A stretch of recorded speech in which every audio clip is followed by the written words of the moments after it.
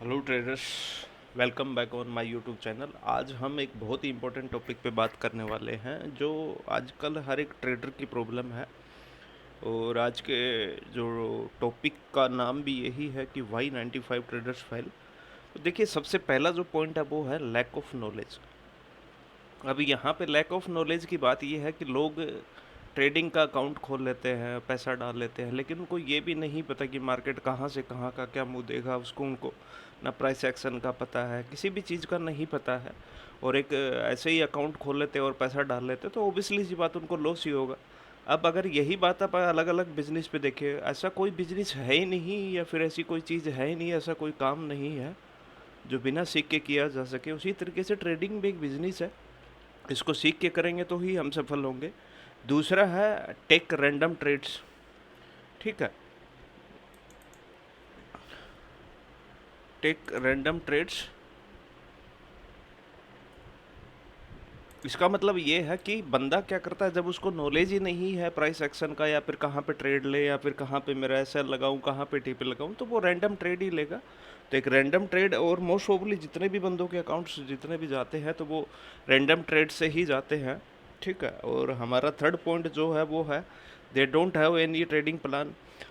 क्योंकि जब तक हम मार्केट सीखेंगे नहीं, और जब तक हम चीज़ों को समझेंगे नहीं, प्राइस एक्शन हो गया, एसएमसी हो गया, आईसीटी हो गया, जब तक हम कोई भी चीज़ों को समझेंगे नहीं, तब तक हम हमारे पास में ऐसा कोई प्लान ही नहीं होगा। ट्रेडिंग प्लान का मतलब क्या होता है कि हमें पता रहता है कि आज मेरे कौन से जोन पे आया, कौन से एफईजी से या ऑर्डर ब्लॉक से, या फिर कहाँ से मैं ट्रेड लूँगा। तो एक ट्रेडिंग प्लान बनता है, बंदा सुबह सुबह उठ के अपना ट्रेडिंग प्लान बनाता है, उसके आधार पर ट्रेड लेता है। ठीक है, बट जब तक आपको पता ही नहीं है, जब तक आपने सीखा ही नहीं है, तो आप ट्रेडिंग प्लान कहाँ से बनाएंगे। ठीक है, चौथा पॉइंट है लैक ऑफ डिसिप्लिन। देखिए, डिसिप्लिन क्या होता है, जब आपने ट्रेडिंग प्लान बना लिया तो आप भले ही चाहे ट्रेड ना मिले, लेकिन आप अपने रूल को फॉलो करेंगे कि मैं अपने एज पे या फिर अपने सेटअप पे ही ट्रेड लूँगा। और आप बार बार जब तक डिसिप्लिन को तोड़ेंगे तब तक आप ट्रेडिंग में कभी सफल नहीं हो सकते। ठीक है, पांचवा जो पॉइंट है वो है they don't follow fix routine for trading. अब इसका मतलब क्या होता है कि बंदा जब चाहे ट्रेड ले सकता है, नहीं, आपको एक फिक्स ट्रेडिंग टाइम बनाना पड़ेगा। जैसे मैं न्यूयॉर्क सेशन को ज़्यादा प्रेफर करता हूँ, क्योंकि मुझे पता रहता है कि एशिया सेशन में क्या मूवमेंट हुआ। लंदन ने एशिया सेशन की हाई की लिक्विडिटी ली है, लो की लिक्विडिटी ली है, तो मुझे मेरे बायस क्लियर रहते हैं, उस आधार पे मैं लंदन में प्ले करता हूँ। और लंदन में ही आपको प्रॉपर या सफिशिएंट आपको इतना ट्रेडिंग का मूवमेंट मिल जाता है कि आप पूरे दिन भर बैठने की बजाय आप लंदन न्यूयॉर्क सेशन से 1-1.5 घंटे पहले बैठो और अपना ट्रेडिंग प्लान बनाओ कि कहाँ पे मेरा क्या आएगा। उसी के आधार पे आप ट्रेड लो, आप एक अच्छे खासे प्रॉफिट में आ जाओगे, अच्छे सक्सेसफुल ट्रेडर बन जाओगे। ठीक है, और छठवीं चीज क्या है कि आपने सब कुछ सीख लिया, बट कभी कभी क्या होता है कि आपको सब कुछ जानते हुए भी आपके दिमाग में क्या होता है कि जैसे हम चार्ट के सामने बैठे रहते हैं तो हमारे इमोशंस कंट्रोल नहीं होते हैं।